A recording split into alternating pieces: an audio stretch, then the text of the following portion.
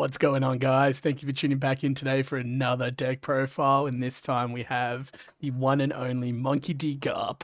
Now, I haven't done one on this bad boy yet, and the old man, I felt like he deserved some love. So we're hitting out on the um, pretty much on the leaders that are kind of like, you know, not as good in the meta right now. They're very dark horses, and they're a deck that's hard to play, or a leader that's hard to play nonetheless. But we're gonna try. So I hope you enjoy the profile. And always, if you guys haven't already, please remember to subscribe to the channel. Everything, every little bit helps us out a lot majorly, and we appreciate all your love and support. And big shout out to our sponsors, Eternal Magic and Beyond Odyssey. So, Garp, Monkey.D.Garp, the red-black mixed leader here. Now, he's difficult because he's already on 4 lives, so you're already at a disadvantage, but I feel he can be quite viable in certain matchups. So that's why I thought, let's give him a shot, and we'll try and go down kind of like a two-way switch with kind of like negging the cost of cards and the power. So you get the best of both worlds. Anyway, for this guy, his effect is that when you attach a Don to either himself or one of your characters, you reduce the cost of one of your opponent's characters with a cost of 7 or lower, right, by 1. And that can be really, really helpful in when you're going up against, your big boys like Katakuri and stuff, where they drop those big mums or those 8 cost Katakuris or whatever. Or even like into, say, because red isn't really like, it kind of goes more into the short to mid game, where if you want to go against decks that are in the long game, this can be a little bit, I feel, quite effective. But it remains to be seen, and like it also, look, it's very situational, and I understand the deck can be tough to play, but you can give it a shot and let me know what you guys think. I have, and I found it very difficult, but I still made something of it. And I'm not going to say what happened, because a certain person in Perth was a little bit like, "Oh man, really? Like I had a good matchup against Zora. Let's put it that way." Shout out to Jason Pan. I'm winking at you, bro. Anyway, we're moving on. So this is the profile. So we play 3 Atamas, and Atama's your self-explanatory card by now. If you guys don't know, it negs 2k when you play her for 1, or she's a plus 2k counter. We play Tsuru, and I feel this card can be quite effective in both spots. Yeah, cool. Cool. Plus 2k counter in hand. But the thing is, give up to one of your opponent's characters minus 2k cost, minus 2 cost to their character for 1, which is good when you're, effectively when you're reducing the cost on your opponent's character cards and to kill them. This is where like Kobe and that will come in handy to, just pretty much come in and KO their big boys. We play 4 Namis because we play the Straw Hat crew in this. So this is a mix between Navy and Straw Hat. And this is the style of deck that I played and I wanted to try, and it didn't do too bad. My matchups that I played last week with were 3 Zoros and a Whitebeard.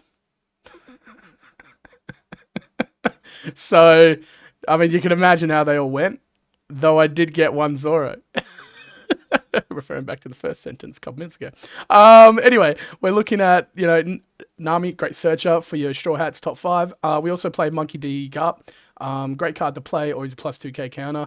The best thing about him is when you put 2 Don to him, you can KO one of your opponent's characters with a cost of 0 when attacking. And he helps you just get rid of all your little knickknacks, and even if you're going into the kill against big boys, reducing their cost, effectively you can just use him to board clear. We play brand new.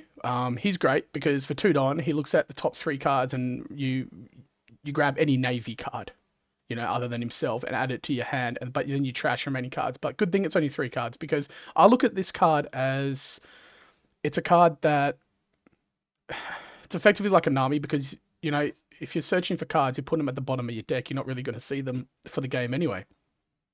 So yeah, they're going to go in the trash, but it's only the top 3 cards. So if you do effectively hit into like a Whitebeard or a Luffy or something, it is what it is, and you just have to. I feel like something like that, you would have to kind of like just go with it, go with the tempo, and kind of look in towards establishing more of your navy board instead of your straw hat. But depends on your, like I said, situational. But it's a great searcher for your navy cards.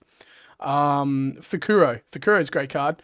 Can't be removed by effects. Can't be KO'd by effects. Sorry. And is a blocker, so he just sticks to the board unless you're versing blue that bounces it or bottom decks it.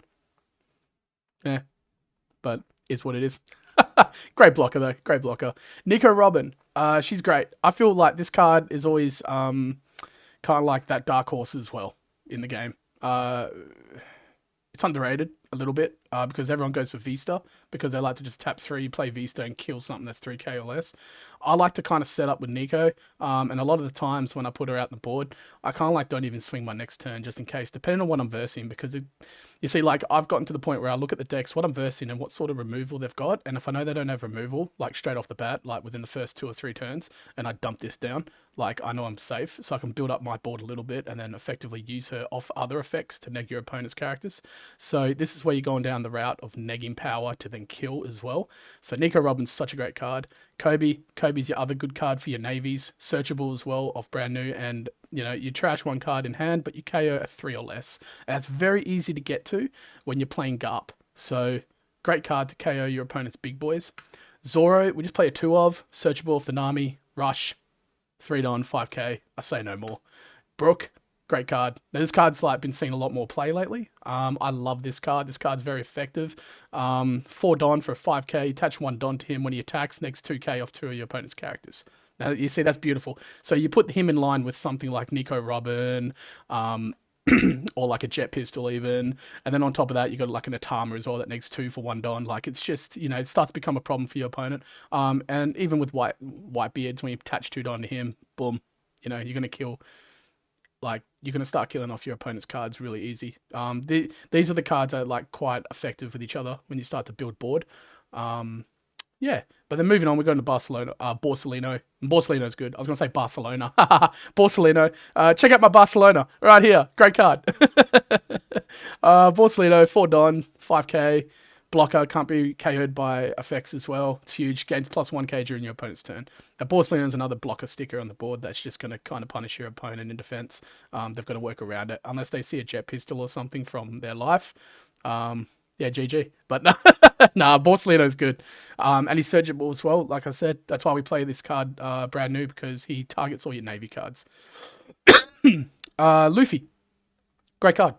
Starter deck Luffy is just such a good card. Now, if you guys haven't got this yet, I recommend just grabbing like two red starter decks, because this card's insane. 5 Don, 6k, rush, and put 2 Don to him. He can't be blocked by anything. So, you want to play at least 3 Luffys, 2 Smokers as well, and he's off the starter deck too, guys. If you haven't got starter deck yet, grab your starter decks now. I know the black ones are again, pretty difficult to find, but if you can score these Smokers, he's great too, because again, another card that can't be KO'd by effects. So these are all cards that are sticking on the board as well. And then when you attach 1 Don to him, if your opponent has a character on the board that has 0 cost, he gains double attack. He's good in line with Garp, because then Garp's effect goes off when you attach a Don to one of your characters or himself, negs 1 cost off one of your opponent's characters, effectively getting to that 0 cost on one of your opponent's characters a lot easier, to then score the double attack effect. Which is wonderful. Isho's great. Now, I hate this card. I absolutely hate this card. This card, yeah.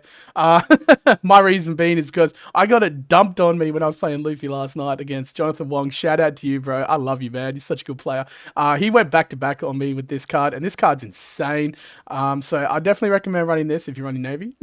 It's a searcher, but also, when you attach 1 Don to him, you give all your opponent's characters -3 cost, which is huge. On play, if your opponent has 6 or more cards in their hand, your opponent must trash 2 cards from their hand. So it's huge. You're discarding 2 cards from their hand. Hand destruction's always great, and you target 2 cards that can just be so effective in your opponent's defense or even their offense next turn, and you're just disrupting their line of pattern and their play. So you gotta at least run 2 of these guys, I feel. Going to the big boys. Going to the big boys, I feel we'll go Whitebeard.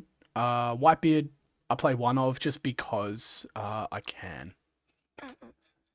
if I get there, I get there. And Whitebeard's just such a good card. And if I feel I'm comfortable with an established board of blockers, decent amount of counter in hand, I'm gonna dump this guy, you know, on 9 Don. And he's just going to punish my opponent all day of the week. And this is why this card's been eroded, but we love Whitebeard.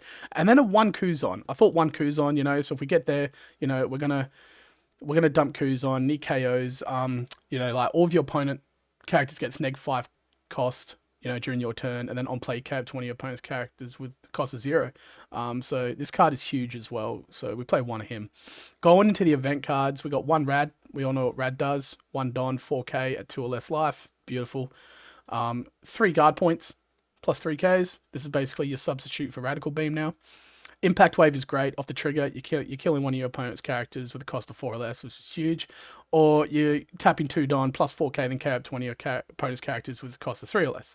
So it's good. Impact Wave, it's basically it's Shockwave, and that card's huge. You get that in the starter deck as well if you guys haven't got that yet. And Jet Pistol, we play just a 2 of Jet Pistol, always great off the effect of life for your trigger. But it's also, you know, for 4 Don, killing a 6K or less is always huge, and that's always good in line with, say, something like Brook or Atama, you know, because you're essentially getting rid of an 8K, you know, for 4 Don or 5 Don, depending on where you're at. But yeah, so that's the deck profile anyway, guys. Let us know what you think, your thoughts. Garp is definitely a difficult leader to work around. Red black is good because you know you've got good red cards and you've got good black navy cards. But the thing is, meshing this together has been quite difficult because people want to either go down the route of negging the cost of characters or negging the power, and this is where it can get a bit difficult to see what works inclined with each other quite well. And this is where I felt like, look, I'll try and build it, I'll give it a shot and see how we run with it. And this is what I came up with. So if you have any more questions about it, have any ideas, drop it down and we can have a chat about it and go from there. So yeah, thanks guys. Appreciate the support. Really, really do. And we love it. And we're going to keep this content coming for you guys. So yeah, stay tuned. And we got some more gameplays coming up soon with the team and stuff. So, and from the latest event of Pixels, that was here in Perth a weekend ago. So yeah, thanks a lot guys. And I'll see you on the next one. Cheers.